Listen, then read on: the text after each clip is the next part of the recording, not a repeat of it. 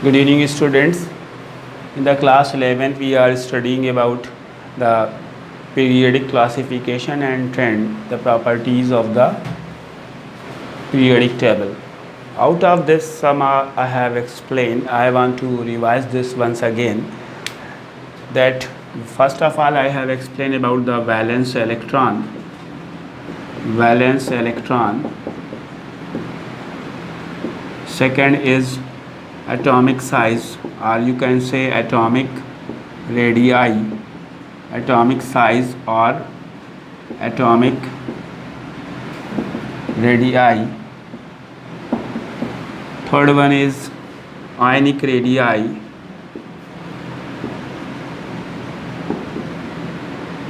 Fourth one is electronegativity.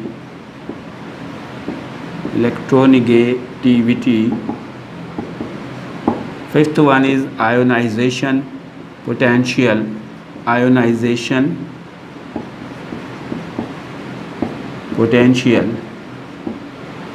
Next one is metallic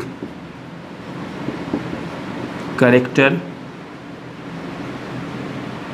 and non-metallic character. And number next is electron affinity, or you can say electron gain enthalpy. So once again, those are new. I want to explain these all the points here.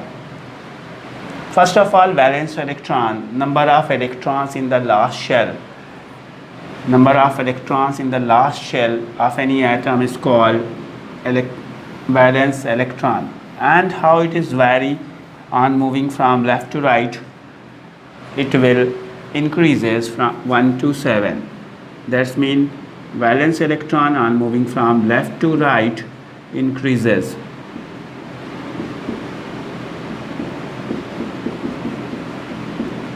Valence electron left to right increases. यानी कि अगर आप group 1 से group 18 की तरफ जाएंगे, 1 2 3 4 5 6 7 17 तक valence electron increase करते जाएंगे, और ये 17 ग्रुप तक ही हम कंसीडर करेंगे, क्योंकि 18 ग्रुप में जो इलेक्ट्रॉन्स हैं 8 इलेक्ट्रॉन लास्ट में आते हैं सारे नोबल गैसेस में, लेकिन उनको हम वैलेंस इलेक्ट्रॉन नहीं कंसीडर करते हैं. और अगर हम टॉप टू बॉटम की बात करते हैं, top to bottom, so valence electron आपके रिमेन सेम रहते हैं, चेंज नहीं होते. अगर ग्रुप 1 में मूव करेंगे तो सब में 1 वैलेंस इलेक्ट्रॉन होंगे. ग्रुप 2 में अगर मूव करेंगे तो सब में 2 होंगे. ग्रुप 13 में मूव करेंगे तो सब में 3 होंगे. ग्रुप 14 में सब में 4 होंगे. इसी तरह से ग्रुप 17 में वैलेंस इलेक्ट्रॉन 7 होंगे. So on moving from left to right valence electron increases, while on moving from top to bottom valence electron remains same. So इसी तरह से इसी की बेसिस पे हम वैलेंसी भी बोल सकते हैं, उस ग्रुप की कॉमन वैलेंसी. अगर जिस ग्रुप में वो मूव कर रहे हैं तो ग्रुप 1 के लिए वैलेंस इलेक्ट्रॉन 1 है, तो ग्रुप 1 की वैलेंसी 1 होगी, लेकिन इसको हम पॉजिटिव 1 लिखेंगे क्योंकि ये मोस्टली मेटल है और मेटल के लिए हम पॉजिटिव साइन शो करेंगे. उसी तरह से ग्रुप 2 के एलिमेंट्स के लास्ट में 2 वैलेंस इलेक्ट्रॉन है, तो वैलेंसी 2 होगी सारे एलिमेंट्स की. इसी तरह से ग्रुप 13 में जिनमें लास्ट में 3 वैलेंस इलेक्ट्रॉन है, वैलेंसी +3 या कभी कभी -3 है. जैसे बोरान है, बोरान को हम नॉन मेटालिक कैरेक्टर का लेते हैं तो उसको हम -3 भी बोल सकते हैं. उसी तरह से ग्रुप 14 में वैलेंसी -4, और नीचे की तरफ जाने पे ये वैलेंसी चेंज भी हो सकती है. दैट्स मीन ऑक्सीडेशन स्टेट उसकी वेरी कर सकती है. What is valency? Number of valence electron which take part in the chemical combination. वो वैलेंस इलेक्ट्रॉन जो केमिकल कम्बिनेशन में पार्टिसिपेट करते हैं, कोई कंपाउंड बनाने में हेल्प करते हैं, वो उसकी वैलेंसी होती है. सपोज़ कीजिए ग्रुप 15 की बात करें, अगर हम ग्रुप 15 में 5 वैलेंस इलेक्ट्रॉन हैं, लेकिन इसकी वैलेंसी 5 नहीं है। इसकी वैलेंसी इसमें 5 में से जनरली 3 इलेक्ट्रॉन्स ही पार्टिसिपेट करते हैं केमिकल कॉम्बिनेशन में, तो इसकी वैलेंसी 3 ली जाएगी। और चूँकि ये नॉन मेटालिक ग्रुप है तो -3 इसकी कॉमन वैलेंसी होगी। कभी कभी इसमें 5 इलेक्ट्रॉन्स भी कॉम्बिनेशन कर सकते हैं, तो उसे हम उस केस में हम फिर ऑक्सीडेशन स्टेट कह सकते हैं। दैट्स मीन वैलेंसी और ऑक्सीडेशन स्टेट में थोड़ा डिफरेंस है। वैलेंसी जो होती है वो number of valence electron which take part in the chemical combination, or you can say which can combine with the hydrogen. Hydrogen से जितने कंबाइन हो सकते हैं वो उसकी वैलेंसी बोली जाएगी। जबकि ऑक्सीडेशन स्टेट किसी भी एटम में कोई कितने भी इलेक्ट्रॉन्स, चाहे वो वैलेंस शेल में हो या उसके इनर शेल में हो, उसकी पहली वाली शेल में हो, जो भी पार्टिसिपेट करेंगे वो उसकी ऑक्सीडेशन स्टेट बोली जाएगी। अब हम चलते हैं, आपका सेकेंड जो पॉइंट था एटॉमिक साइज़ या आयनिक रेडियाई, एटॉमिक रेडियाई। ये भी मैं आपको एक्सप्लेन कर चुका हूँ, लेकिन एक बार फिर से मैं बताना चाहता हूँ क्योंकि अगर कोई डाउट्स हैं आपको तो पूरी तरह से क्लियर हो जाएं। जैसे जैसे हम लेफ़्ट टू राइट जाते हैं किसी भी ग्रुप में, किसी भी पीरियड में, सपोज़ कीजिए this is lithium, it contain 1 electron at last, that's mean 1 valence electron. After that beryllium contain 2 valence electron. In the last shell there are 2 electrons and there are 2 valence electron. Similarly, in the next one is boron. Boron contain 3 valence electron and indicated by B. So आप क्या देख रहे हैं कि जैसे जैसे हम left से राइट की तरफ चल रहे हैं वैलेंस इलेक्ट्रॉन बढ़ते जा रहे हैं। There are 1 valence electron in the first lithium, then beryllium 2 valence electron, and boron there are 3 valence electron. So size will decrease, and why the size will decrease? Because the attraction force between the electron and the nucleus will increase. Similarly, this carbon, after boron, carbon has 4 valence electron.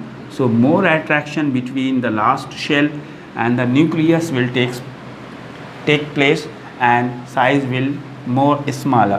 That means 4 valence electron. Now moving towards the nitrogen, 5 valence electron. It is little more smaller than carbon. So on moving from left to right, आप देख रहे हैं किस तरह से size थोड़ा shrink करता जा रहा है, स्क्वीज होता जा रहा है। क्यों स्क्वीज हो रहा है? Because number of valence electron increase कर रहे हैं और न्यूक्लियर चार्ज इंक्रीज़ कर रहा है। तो ग्रुप 17 के जो एलिमेंट्स होंगे वो सबसे छोटे होंगे और ग्रुप 1 के एलिमेंट्स जो होंगे वो सबसे बड़े होंगे। In the periodic table on moving from left to right, atomic size decreases. On moving from left to right, atomic size, आप इसको एटॉमिक रेडियाई भी बोल सकते हैं। एटॉमिक रेडियाई और एटॉमिक साइज डिक्रीज करेगा। और यही अगर हम टॉप टू बॉटम की बात करेंगे, अगर किसी ग्रुप में या पीरियड में ऊपर से नीचे की तरफ जाएंगे, सपोज़ कीजिए हम ग्रुप 1 में ही देखते हैं, तो यहाँ पे 2 शेल्स हो जाएंगी और यहाँ पे आपका सोडियम आ जाएगा। वैलेंस इलेक्ट्रॉन 1 रहेंगे लेकिन नंबर ऑफ शेल्स बढ़ जाएंगी। फर्स्ट शेल में 2, सेकेंड में 8 और थर्ड में 1 इलेक्ट्रॉन, इसमें फर्स्ट शेल में 2 और सेकेंड में 1। तो जैसे जैसे ऊपर से नीचे की तरफ जाएंगे top to bottom, so what you will see, number of valence shell increases and number of valence electron remains same, so the size of atom will increase. That means atomic radii will increase. On moving from top to bottom, atomic radii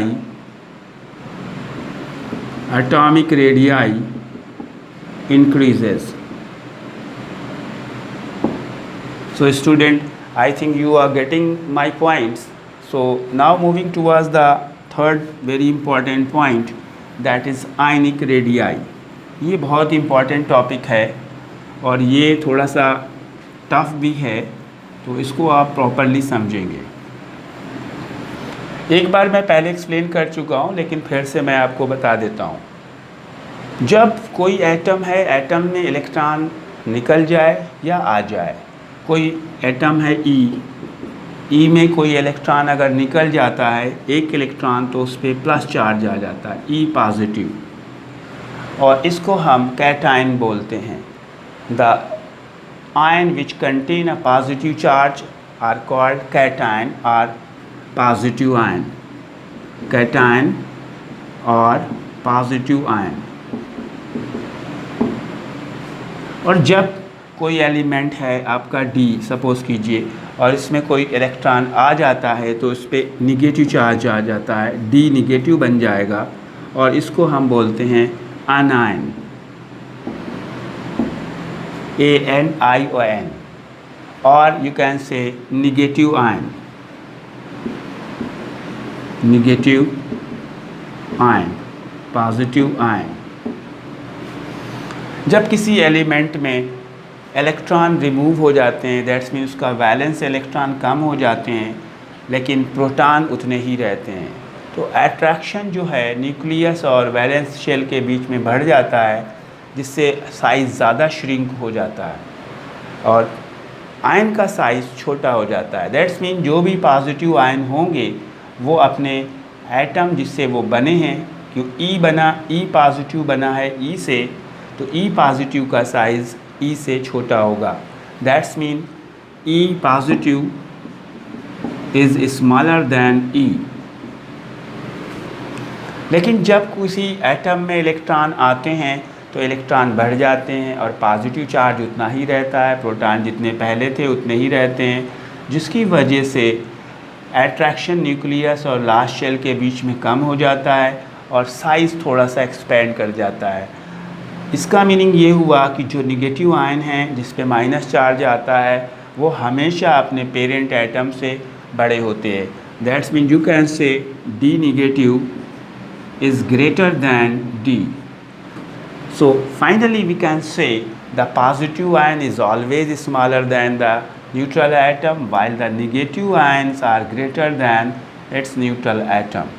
Okay students, that's mean अगर आप पे एक plus charge है तो size थोड़ा छोटा होगा, 2 plus charge है तो और ज़्यादा छोटा होगा, 3 प्लस चार्ज है तो और ज़्यादा छोटा होगा। उसी तरह से अगर एक माइनस चार्ज है तो थोड़ा बड़ा होगा, 2 माइनस चार्ज है 2 माइनस तो और ज़्यादा बड़ा होगा, और 3 माइनस है तो और ज़्यादा बड़ा होगा साइज़। तो आप ऐसे कंपेयर भी कर सकते हैं, जैसे आपसे कहा जाए कि O double negative, F negative and N triple negative को साइज़ के अकॉर्डिंग लगाइए, तो जिस पे एक माइनस चार्ज है वो थोड़ा बड़ा होगा, that's mean F negative is smaller then O double negative is smaller then N triple negative. Okay students, ये आप इस तरह से सॉल्व भी कर सकते हैं। Now moving towards the next point, that is electronegativity. ये भी एक इम्पॉर्टेंट टॉपिक है और ये स्टूडेंट्स मोस्टली क्लास 10 से आप पढ़ते चले आ रहे हैं, लेकिन यहाँ पे थोड़ा सा उसका लेवल हाई होगा। आपने क्लास 10th में पढ़ा electronegativity is the tendency to attract electron. That's mean कोई भी एटम जितना तेज़ी के साथ में या जिस पावर के साथ में या जिस टेंडेंसी के साथ में अपने में इलेक्ट्रॉन खींचता है वही उसकी इलेक्ट्रोनिगेटिविटी बोली जाती है। That's mean attraction of electron, nature of attraction of electron is called electronegativity. और ये एटम के लिए ही एप्लीकेबल है, electronegativity means tendency to attract electron is called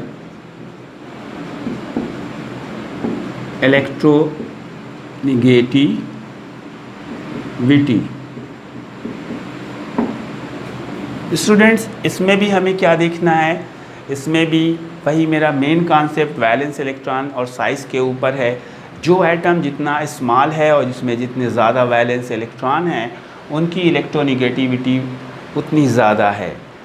The smaller the atom, more will be the electronegativity. As you know, on the group 1's elements are largest in size in all the elements present in groups. So, electronegativity of group 1 elements will be very low. While the elements of group 17 has very small size, that means smallest size, and they have highest electronegativity. Group 17 के elements में size बहुत छोटा है, उससे ज़्यादा electronegativity थोड़ी सी मान के चलें. साइज़ जो है ग्रुप 16 का बड़ा है. जो ग्रुप 16 का साइज़ जो बड़ा है, जिसमें आपके एलिमेंट्स ग्रुप 16 के कौन से एलिमेंट होते हैं? Oxygen, sulphur, selenium, tellurium, polonium. ये आपके ग्रुप 16 के एलिमेंट्स हैं और इसमें ऑक्सीजन सबसे छोटा है. तो इसके बाद आप ग्रुप 17 की अगर बात करते हैं तो ग्रुप 17 में fluorine, chlorine, bromine, iodine and astatine, ये हैं ग्रुप 17 के एलिमेंट्स. इनकी इलेक्ट्रोनिगेटिविटी सबसे ज़्यादा होगी क्योंकि इनका साइज़ सबसे छोटा है. सारे मींस F का साइज़ O से छोटा है, Cl का साइज़ S से छोटा है, like this. So electronegativity of F is more than O. Electronegativity of Cl is more than O. F is the most electronegative element. अगर हम ग्रुप 15 की बात करें, ग्रुप 15 में यहाँ पे नाइट्रोजन आएगा, यहाँ पे फास्फोरस आएगा. तो नाइट्रोजन की इलेक्ट्रोनिगेटिविटी ऑक्सीजन से कम होगी. सो सबसे ज़्यादा अगर कोई 3 एलिमेंट्स हैं जिनकी इलेक्ट्रोनिगेटिविटी सबसे ज़्यादा मानी जाती है तो F एक नंबर पे है. फर्स्ट नंबर पे F, that's mean fluorine has the highest electronegativity. At 2 number oxygen and 3 number nitrogen, then 4th number is chlorine. Chlorine's electronegativity is at 4 number. Fluorine first number, oxygen second number, nitrogen third number and fluorine on the 4th number. On moving from left to right in the periodic table, electronegativity increases because the size of atom decreases as well as nuclear charge increases. That's mean हम इस तरह से इसको लिख सकते हैं, left to right electronegativity increases and top to bottom, because size will increase so electronegativity decrease कर जाएगी. electronegativity decrease.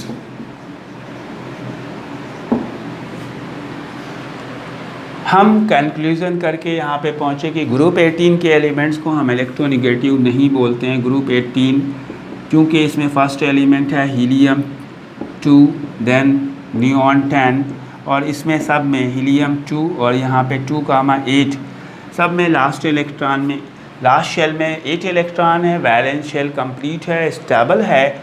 सो इनमें बिल्कुल भी इलेक्ट्रॉन को अट्रैक्ट करने की टेंडेंसी नहीं है क्योंकि ये अपने में कैपेबल हैं, कोई नीड नहीं है इनको. That's why they will not have electronegativity. Okay, now moving towards the next point, that is ionization enthalpy. Ionization enthalpy or ionization potential, or you can say ionization energy. Ionization enthalpy.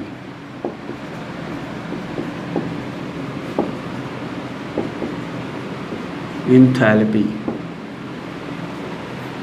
means energy required to lose electron from the neutral atom to form ion, positive ion especially, because when electron will be removed from any atom it will form a positive ion, that's mean a cation. So what amount of energy required to lose electron, that will be called ionization enthalpy. As you know, in the second chapter I have explained that electrons move from first shell to another shell and the energy of the last shell, that is infinite shell, will be 0. That's mean it is the excitation excitation means when the electrons move from any shell to last shell, and how much amount of energy will require to give it, that will be called ionization enthalpy or ionization energy. It also depends upon the size as well as the valence electron, and number 3, stability of the element. So on moving from left to right, as you know, the size decreases, so ionization energy, or you can say ionization potential, will increase. Left to right में चलेंगे तो ionization potential आपका increase करेगा, और ये 3 चीज़ों पे depend करता है, एक तो साइज़ पे, वैलेंस इलेक्ट्रॉन पे और स्टेबिलिटी पे। चूँकि आपको पता है कि ग्रुप 18 के एलिमेंट सबसे ज़्यादा स्टेबल हैं और उनमें सब में कंप्लीट हैं शेल, तो एक तरह से देखा जाए तो वो कंप्लीट होने की वजह से उनमें आयोनाइजेशन एंथैल्पी सबसे ज़्यादा होगी। दूसरी चीज़ ये है, हीलियम सबसे छोटा एटम है। राइट साइड में आप अगर जाएंगे हाइड्रोजन को छोड़ करके, क्योंकि हाइड्रोजन अनस्टेबल है इसलिए उसमें आयोनाइजेशन एंथैल्पी उतनी ज़्यादा नहीं होती। हीलियम में 2 इलेक्ट्रॉन्स हैं, कंप्लीट शेल है, फर्स्ट शेल में मैक्सिमम 2 इलेक्ट्रॉन्स हो सकते हैं, और ये साइज़ में भी छोटा है, इसलिए helium has highest value of ionization potential, that's mean ionization energy. और ग्रुप 18 के एलिमेंट्स की आयोनाइजेशन पोटेंशियल सबसे ज़्यादा होगी सारे एलिमेंट्स से, क्योंकि इसमें 2 फैक्टर्स आ रहे हैं, एक तो स्टेबिलिटी जो है और साइज़ भी इनका बहुत ज़्यादा बड़ा नहीं है। Now moving towards the next topic, that is electron affinity और इलेक्ट्रॉन गेन एंथैल्पी। ये आज मुझे आपको एक्सप्लेन करना है और बाकी सारे पॉइंट मैं पहले ही कर चुका हूँ। तो what is the electron affinity? Electron affinity, or you can say electron gain enthalpy। जैसे मैंने आपको बताया कि जब कोई इलेक्ट्रॉन किसी एटम से निकलता है तो उसको हमें एनर्जी प्रोवाइड करनी पड़ती है, जिसे हम एक्साइटेशन बोलते हैं, और उस एनर्जी को हम आयोनाइजेशन पोटेंशियल बोलते हैं। लेकिन अगर कोई एटम में बाहर से कोई इलेक्ट्रॉन आ रहा है अंदर की तरफ, तो उस इलेक्ट्रॉन जब अंदर इंटर करेगा किसी एक शेल से दूसरी शेल में, या मान के चलें ये इनफाइनाइट शेल से किसी भी शेल में आया है, तो इसे डी एक्साइटेशन बोलेंगे और एटम से एनर्जी बाहर निकलेगी। ये आपका इलेक्ट्रॉन आ रहा है, ये एनर्जी बाहर जा रही है। तो loss of energy when any electrons come, or you can say any atom gain any electron, so that is called electron gain enthalpy। और ये भी उन्हीं फैक्टर्स पे वैरी करती है, साइज़ पे और वैलेंस इलेक्ट्रॉन पे। जैसे जैसे वैलेंस इलेक्ट्रॉन बढ़ते हैं साइज़ छोटा होता जाता है और इलेक्ट्रॉन गेन एंथैल्पी बढ़ती जाती है। That's mean on moving from left to right, on moving from left to right, electron gain enthalpy, electron gain enthalpy increase करेगी। ग्रुप 17 एलिमेंट तक इसको भी कंसीडर किया जाएगा, और top to bottom electron gain enthalpy decrease करेगी। Electron affinity मैं लिख देता हूँ यहाँ पे, डिक्रीज़ करेगी, डिक्रीजेज। तो इस तरह से मैंने जैसे आपको बताया कि फ्लोरीन को मैंने बारे बताया था कि इलेक्ट्रॉन, उसकी इलेक्ट्रोनिगेटिविटी सबसे ज़्यादा है और वो साइज़ 17 ग्रुप में सबसे छोटा है, हीलियम को छोड़ दें हम। लेकिन यहाँ पे फ्लोरीन की इलेक्ट्रॉन गेन एंथैल्पी सबसे ज़्यादा नहीं है, फ्लोरीन की बजाय क्लोरीन की इलेक्ट्रॉन एंथैल्पी सबसे ज़्यादा होती है। ये बहुत ही इंपॉर्टेंट क्वेश्चन है। Which element has highest value of electron affinity, or you can say electron gain enthalpy? So your answer should be that is chlorine, not fluorine. Why it is you must no.